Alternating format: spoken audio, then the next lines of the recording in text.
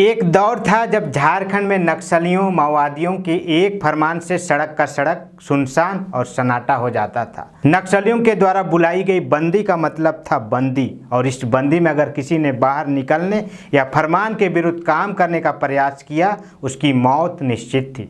लोगों में डर सा छा जाता था, बेवजह लोग घरों से नहीं निकलते थे। ऐसी घटनाएं ज़्यादातर झारखंड के चतरा समेत अनेक नक्सली प्रभावित इलाकों में देखने को मिलती है, जहां भाकपा माओवादियों की तूती चलती थी। उनके इशारे के बिना एक पत्ता भी नहीं हिलता था। चुनाव बहिष्कार करने पर बूथ पर खामोशी छा जाती थी। वोटर घर से निकलने को साहस नहीं कर पाते थे। वजह साफ थी, सभी को उसका अंजाम मालूम था। उस दौर में भी कुछ ऐसे लोग भी थे जो बिना डरे बिना सहमे माओवादियों की फरमानों को खुली चुनौती देते थे। उन्हीं में से एक शख्स हैं चतरा के जस्मुद्दीन अंसारी, जिन्हें लोकतंत्र के पहरेदार के रूप में जाना जाता है, जिसका निधन बीते दिनों हो गया। आप सोच रहे होंगे कि अचानक जस्मुद्दीन अंसारी के बारे में मैं क्यों बता रहा हूँ, तो आइए समझते हैं जस्मुद्दीन अंसारी को लोकतंत्र का पहरेदार क्यों कहा जाता है और एक साधारण से व्यक्ति की मृत्यु पर चुनाव आयोग से लेकर झारखंड के लोग श्रद्धांजलि क्यों अर्पित कर रहे हैं। जोहार, मैं हूं गोविंद टोप्पो और आप देख रहे हैं लोकतंत्र 19। बात 1999 के लोकसभा चुनाव की है, जब माओवादियों ने चुनाव बहिष्कार का ऐलान किया था। जगह जगह पोस्टरबाजी की गई थी। क्षेत्र की जनता को वोट नहीं करने की चेतावनी भी दी गई थी। संकेत के तौर पर वोटिंग से पहले आगजनी भी की गई थी ताकि लोग वोट देने ना निकले। ऐसे भय के दौर में लोकतंत्र के सजग प्रहरी जस्मुद्दीन अंसारी ने जान की परवाह किए बगैर ग्रामीणों को एकजुट किया और खुद पहला वोट देकर सबका मनोबल बढ़ाया। लोग इसके इस प्रयास को देखकर उत्साहित होकर वोट देने निकले भी थे, और जहां पहले 0% मतदान होता था, वहां भी वोट पड़ा था।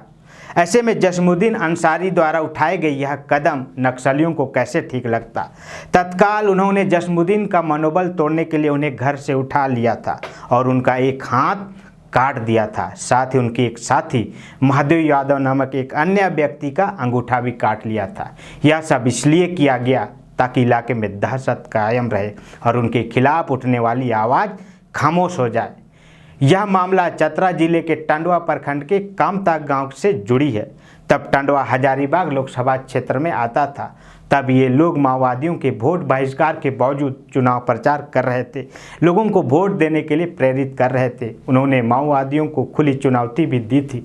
इतना ही नहीं, जस्मुद्दीन व महादेव ने अपने अपने बूथ पर पहला मतदान भी किया था। इसके बाद अन्य लोगों ने मतदान किया था। हालांकि जस्मुद्दीन अंसारी और उनके साथी महादेव के द्वारा उठाया गया यह कदम उनके लिए भारी पड़ा और परिणाम स्वरूप उन्हें अपने हाथ और अंगूठे से हाथ धोना पड़ा।